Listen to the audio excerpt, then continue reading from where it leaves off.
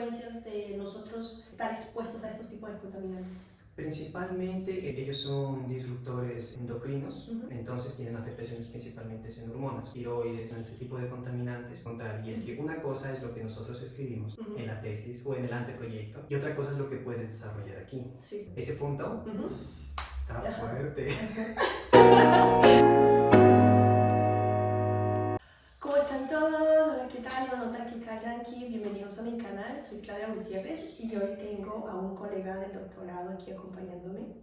Este entrevista es especial porque él próximamente se va para Inglaterra. Quería poder traerlo aquí para que pueda compartir un poco sobre su experiencia ahora en el doctorado. Su nombre es David Burgos, él es de la ciudad de Nariño, Colombia, y su línea de investigación es análisis de contaminantes orgánicos persistentes. Ambos estamos haciendo el doctorado en ciencias ambientales, pero cada uno sigue líneas de investigación diferentes. Entonces, me gustaría que pudieras hablarnos un poquito sobre cómo comenzó tu línea de investigación, cómo comenzaste a interesarte en este tema. Esta historia resulta que inicia cuando ya estaba a punto de terminar mi programa de ingeniería ambiental. Y resulta que en Colombia tenemos algo que se llama el semestre práctico o el semestre de hacer la práctica. Por lo general es el último semestre, entonces tenemos la cuestión de que nos permiten trabajar en una industria, no sé, en una parte gubernamental, también ir para el extranjero. Entonces cada estudiante tiene su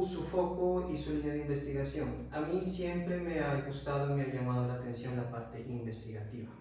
Siempre estar, exactamente, desde muy pequeño mi padre me inculcó la idea de investiga, aprende, sé crítico, avanza más. Entonces eso me impulsó mucho dije, bueno, vamos a intentar. Brasil, un país cercano, que mi universidad tenía convenio. Eso ayuda bastante. Exactamente, ya tienen las líneas, entonces ya uno empieza a buscar como que los profesores que te pueden aceptar durante ese, que sería el 10º semestre.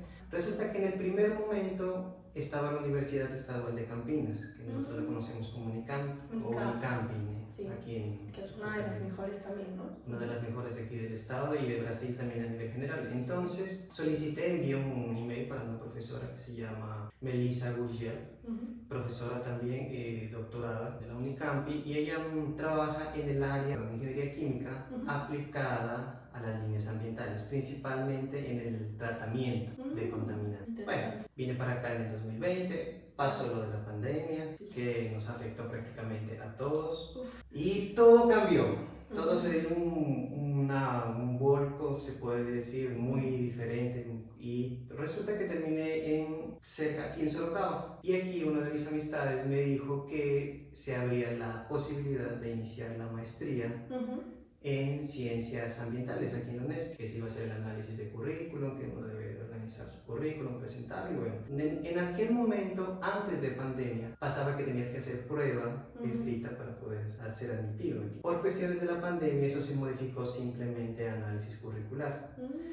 En aquel momento para nosotros fue muy favorable. Por ese lado, pues entonces dije, bueno, no tengo que presentar la prueba, voy a presentar mi currículum a ver qué sucede. Afortunadamente conocí al profesor Dr. André Enrique Rosa, que en este momento es mi orientador.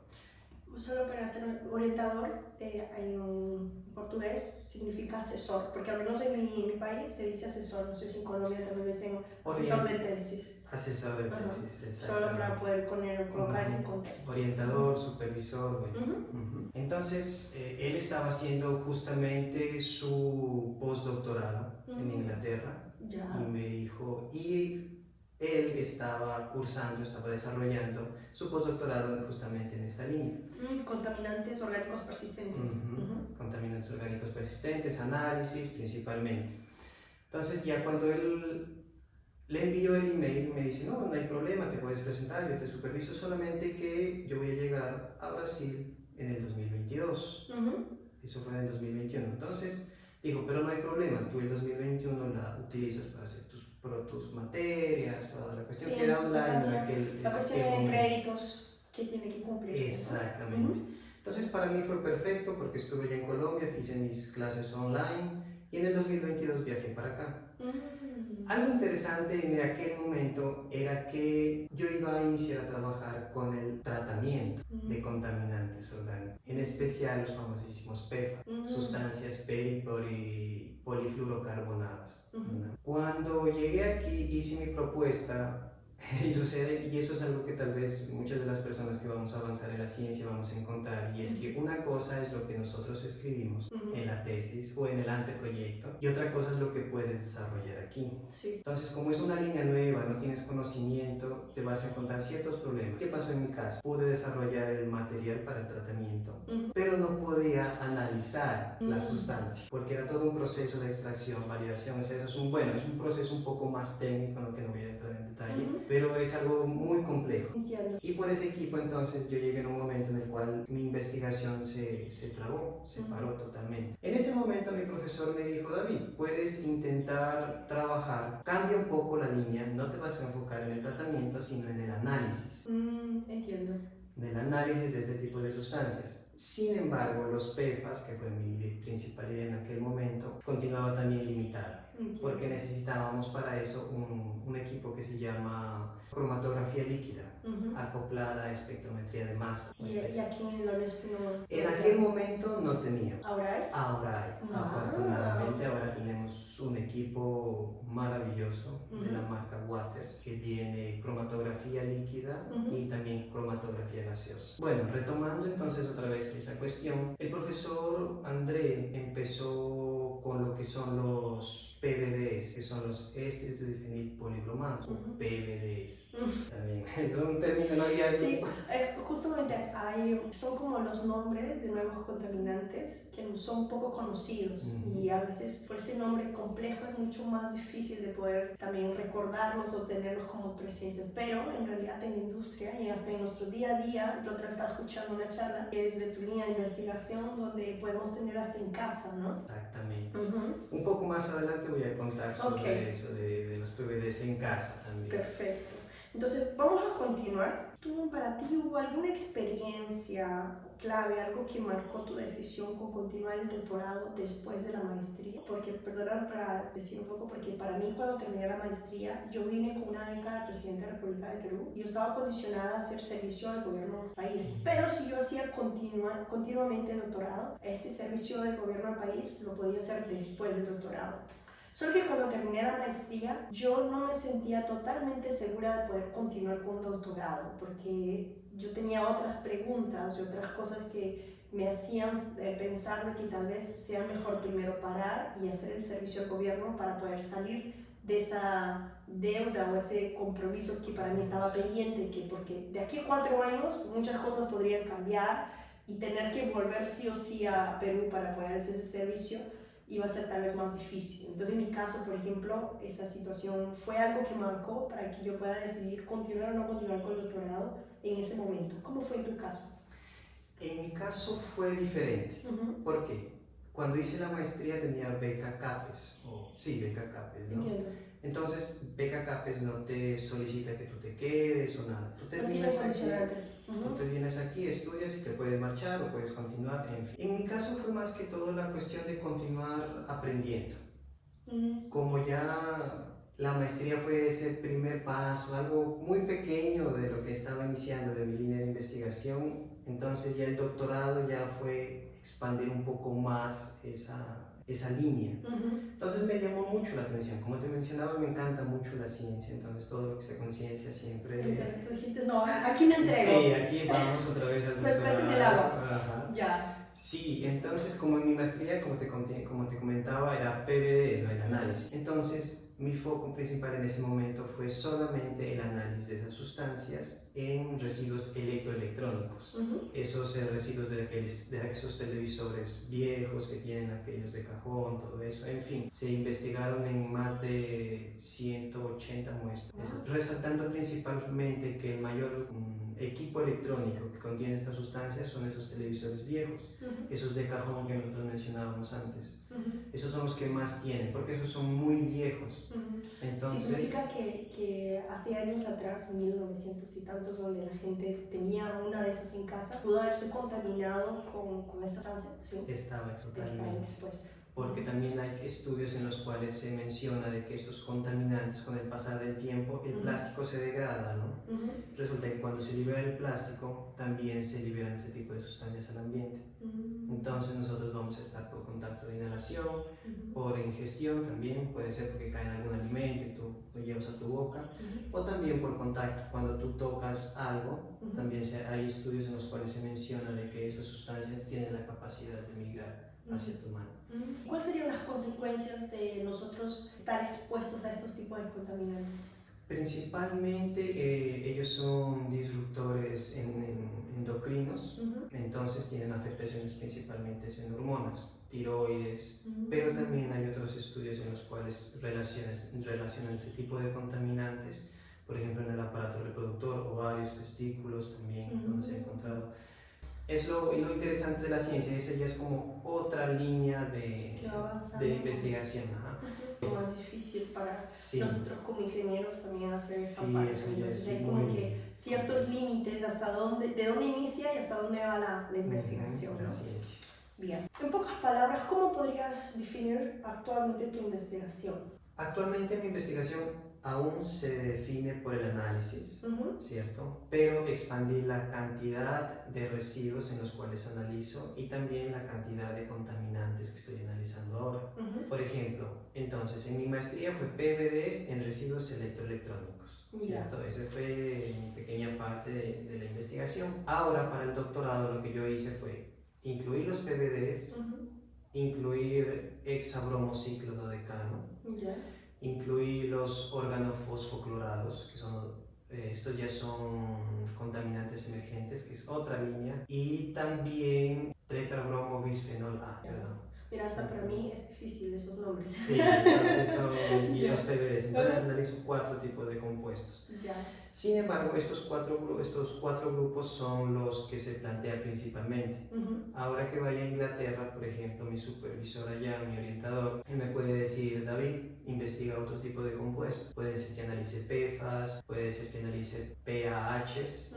Y no sé, bueno, ahí va a depender mucho de lo que él... Que se adapta, ¿no? Exactamente. Sí. Me pasa lo mismo a mí con mi investigación de doctorado. Yo comencé con querer hacer el análisis de agregado de suelo in situ y empecé a hacer una cuestión de protocolo para poder hacer muestreo todo in situ, pero después vine a hablar con mi orientador, vi mis desafíos y me dijo: no, vamos a ajustar esto. Y al final ha dado toda una vuelta de 360 grados y ahora va a ser diferente. Luego les comento cómo, pero es un poco de lo que sucede en el proceso de investigación, ¿no? ¿Qué métodos y herramientas principales estás usando ahora para poder estudiar o analizar o vas a utilizar, ¿no? Bueno, principalmente nosotros utilizamos la cuestión de extracción sólido-líquido, donde tomamos pequeñas muestras del residuo y lo colocamos en un recipiente de vidrio para que interactúe con un solvente orgánico. ¿Por qué el solvente orgánico? El solvente orgánico tiene la capacidad, principalmente el diclorometano, de absorber o retirar de la matriz polimérica el contaminante y se lo lleva. Y de ahí, bueno, con otros procesos, otras técnicas, logras condensar esa sustancia y la comienzas como que a purificar. Porque cuando tú le agregas, por ejemplo, diclorometano a una matriz polimérica, se diluye casi totalmente. Entonces tú tienes que iniciar después todo un proceso para lograr separar, porque... saber cuánto es ahí. Pero si necesita todo ese proceso para poder extraerla, ¿no? Solo para poder entender y colocar un poco en el contexto, ¿cómo es que en el día a día, ¿no? Se degrada y uno está expuesto? ¿Cómo es que esto es liberado? ¿Por la temperatura, humedad? ¿Qué es lo que hace que empiece a soltarse ese compuesto si para el momento de analizar se necesita todo ese proceso? Excelente pregunta. Y eso es justamente lo que hacen las discusiones. Para que el polímero lo libere, por lo general puede ser por interacción de la luz solar, también, porque la luz solar tiende a degradar los polímeros, ¿cierto? O también por el pasar del tiempo. El polímero poco a poco, creo que ustedes se han podido dar cuenta de que los polímeros con el pasar del tiempo, así estén en ambientes, se puede decir, controlados, no expuestos al sol, ellos como que empiezan a degradarse. Y bueno, ya cuando hablamos de degradación no es algo que sea muy visible para el ojo humano. Esa es la otra cuestión.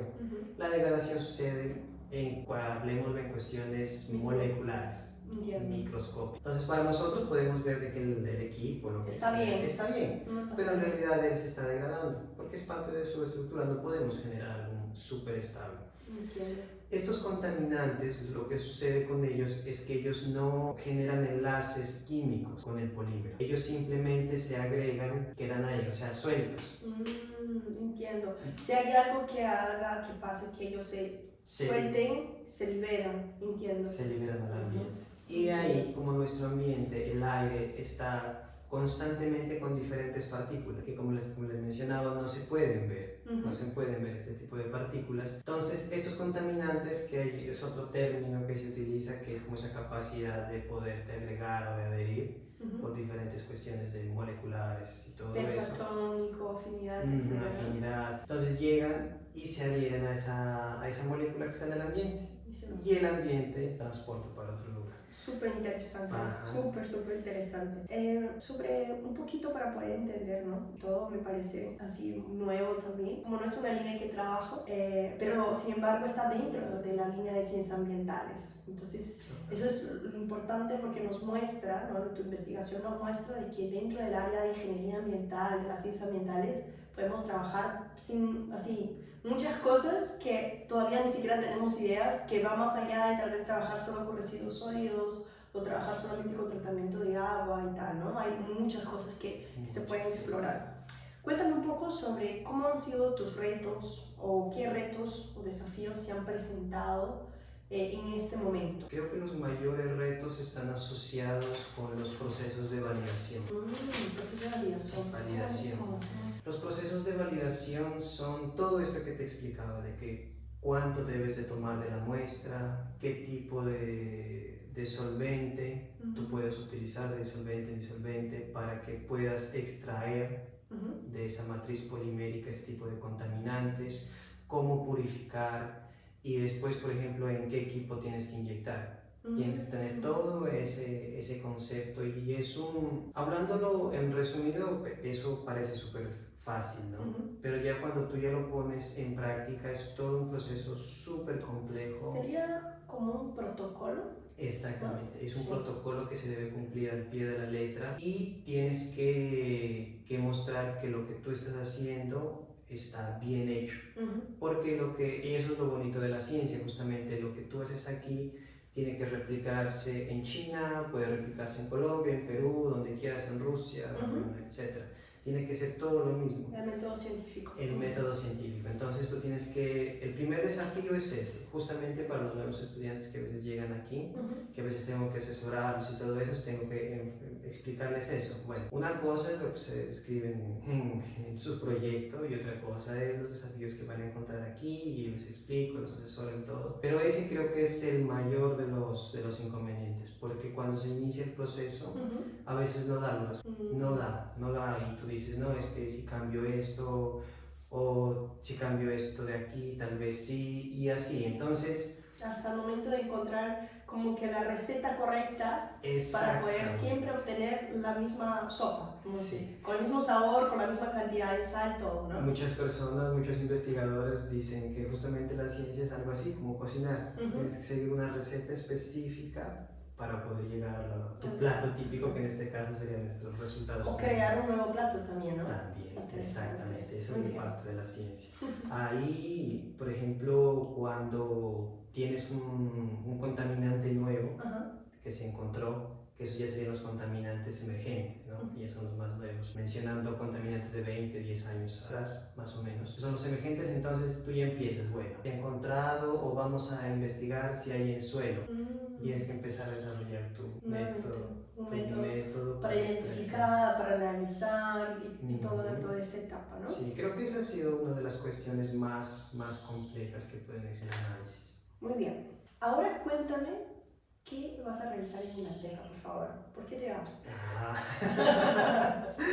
Bueno, como te mencionaba, en primer momento la finalidad de ir para allá es tener esa cuestión de poder tener esa experiencia, ¿no? De conocer nuevas personas profesionales enfocadas en esta área con nuevos equipos, nuevas tecnologías.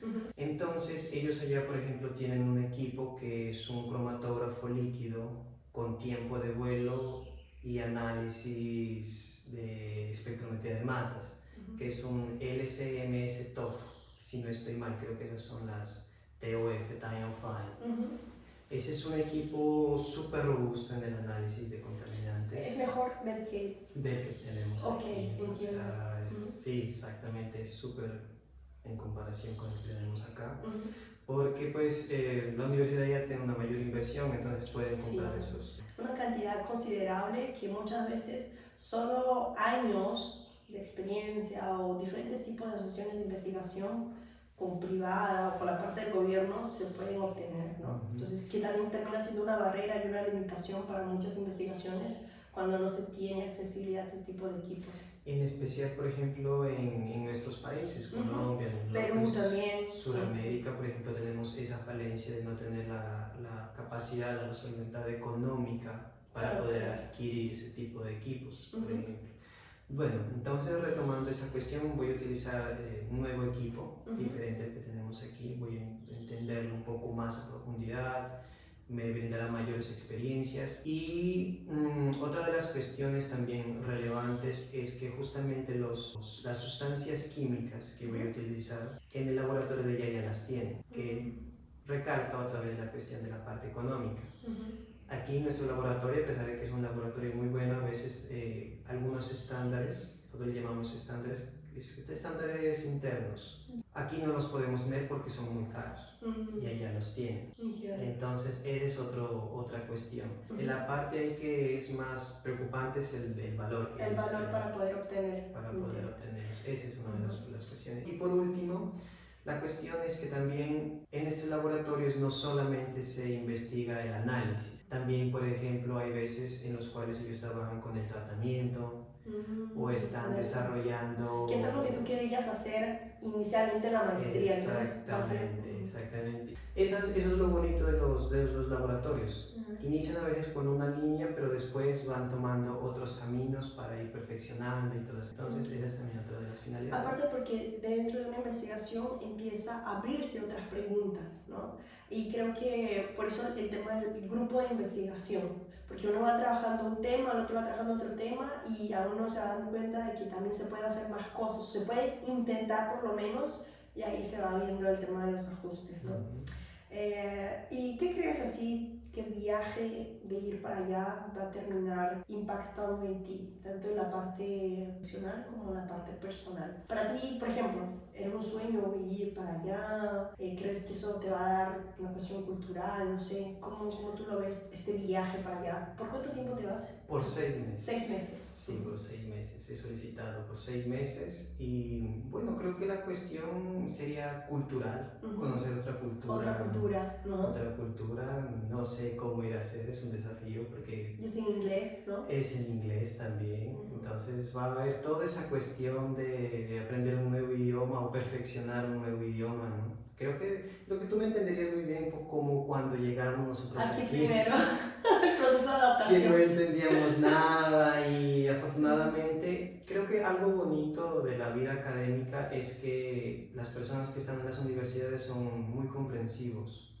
contigo. Entonces, al inicio tú no hablas bien, se te da ese choque, pero después con el pasar del tiempo vas aprendiendo y vas mejorando y ellos te entienden, ¿entiendes? O sea, eso es lo bonito, no te juzgan. Entonces, eso es lo favorable. Bueno, entonces está esa cuestión cultural, la cuestión también de aprender nuevas cosas, decir, uy, ve, aprendí esto, profesor, cuando llegue aquí, profesor, mire, allá están haciendo tal cosa, ¿qué le parece si podemos implementar esa línea de investigación aquí? La forma de hacer es esta y esta. Entonces, esa es también otra de las finalidades, conocer la cultura y principalmente ¿no? la ciencia que se está realizando allá. Entonces, como para ir cerrando, ¿no? ¿Qué viene después del doctorado? O sea, después de terminar todo este proceso. El postdoctorado. Yo voy a seguir investigando. Sí, justamente me estoy convenciendo cada vez más de continuar. Sí, porque nosotros ya habíamos conversado antes en esas conversaciones del día a día, en el restaurante, simplemente así cuando nos encontramos, ¿no? De que estabas todavía intentando, viendo, ¿no? Si ibas para el mercado laboral, volvías para Colombia, o ya pasabas con el postdoc, pero ya te veo un poquito más seguro. Y creo que uno de mis sueños es también montar mi propio laboratorio, así como mi supervisor tiene aquí, montar mi propio laboratorio en la universidad que que me dé la oportunidad de trabajar exactamente. Sí, eso es. Entonces, los que están aquí y están estudiando, no sé, ingeniería química, ingeniería ambiental, quién sabe, ¿no? De aquí a unos años su profesor, ¿no? Sea David, y además de eso, tal vez sean parte de su grupo de investigación, de su propio laboratorio. Ese es, Imagínate, ¿no? es Imagínate. mi sueño. Aprovechando que estamos comentando sobre los alumnos que están estudiando actualmente, algunos están comenzando, otros pueden estar ya a mitad de carrera, y uno sabe como muchos estudiantes que uno se empieza a preguntar, ¿no? ¿Qué va a ser nuestra vida siguiente? Y hay algunos que ya pueden tener claro, así como tú, sobre el tema de seguir con la línea de investigación, o sea, volverse investigador o hacer la maestría o el doctorado, que es una línea formativa, ¿no? ¿Qué les darías tú de, no sé, de tip o recomendación, o qué mensaje tú les darías a estos jóvenes, chicos, chicas, que están interesados en realizar, ¿no?, la investigación en tu línea de investigación, en tu tema, para la redundancia? A ver, creo que la verdad yo me guiaría principalmente por la pasión que se tiene por la ciencia. Que te guste eso de aprender cosas nuevas, de investigar. Creo que ese es el principal tip que les podría mencionar. Porque justamente tienes que hacer lo que a ti te gusta, lo que te apasiona, lo que dices, esto es lo que me encanta hacer. Claro, obviamente es normal de que justamente en este proceso de continuar con la vida investigativa hay sus bajones, ¿no? Me refiero a bajones en la cuestión de que hay muchos desafíos. No es tan fácil llegar y que tú te digas, no, es que hacer tu maestría es súper fácil, ¿no? Y tampoco es mi idea de desanimarlos, ¿no? Sino que entender de que la ciencia es muy bonita, que tiene que apasionarte, y si te apasiona, quieres seguir aprendiendo. Hay esa necesidad como de saber por qué. O sea, creo que cuando nos metimos en esta cuestión de la ciencia, es el por qué. ¿Y cómo sería esa parte económica? Porque también nosotros necesitamos comer, necesitamos... Bueno. ¿Y cómo es la cuestión de un investigador en ese sentido? Afortunadamente aquí Brasil es muy buena en el área investigativa, porque hay diferentes entidades de fomento, ¿no?, que te pueden ayudar para financiarte. Una de las principales ventajas que tiene Brasil con respecto a eso es que no necesitas pagar matrícula. O bueno, en las universidades públicas no necesitas pagar matrícula, a diferencia de las nuestras, que tú tienes que pagar matrícula. Y aparte de eso, la manutención.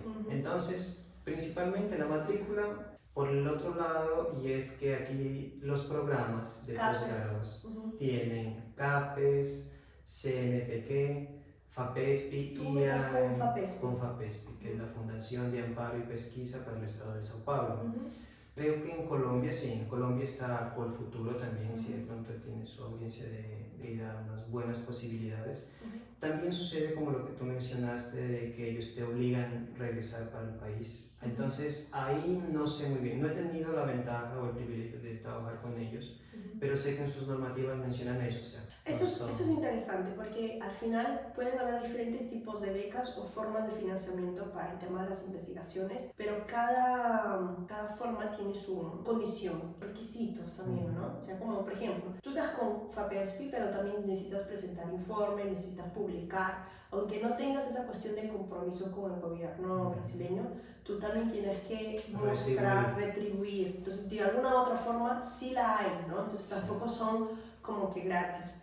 Yo creo que una cuestión interesante a colocar es de que por más que nosotros seamos becarios así, no es tan sencillo cuanto parece de que tú solamente ya ganaste una beca y estás estudiando gratis. No, hay una responsabilidad por detrás cuando tú recibes esta beca, sobre que tienes que cumplir ciertos patrones, ciertas cosas para poder mostrar de que está siendo realmente bien utilizado ese financiamiento, ese recurso, ¿no? Y también cuando hay incumplimiento también tiene sus reglas de nosotros tener que muchas veces hasta devolver.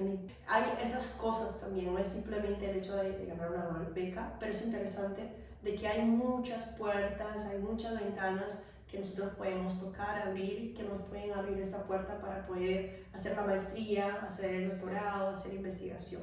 Bien, primero que nada, quiero agradecerte por brindarme tu tiempo. Nosotros estábamos coordinando ya desde hace unos días. Por favor, no te vayas para Inglaterra sin antes darme tu entrevista, por favor.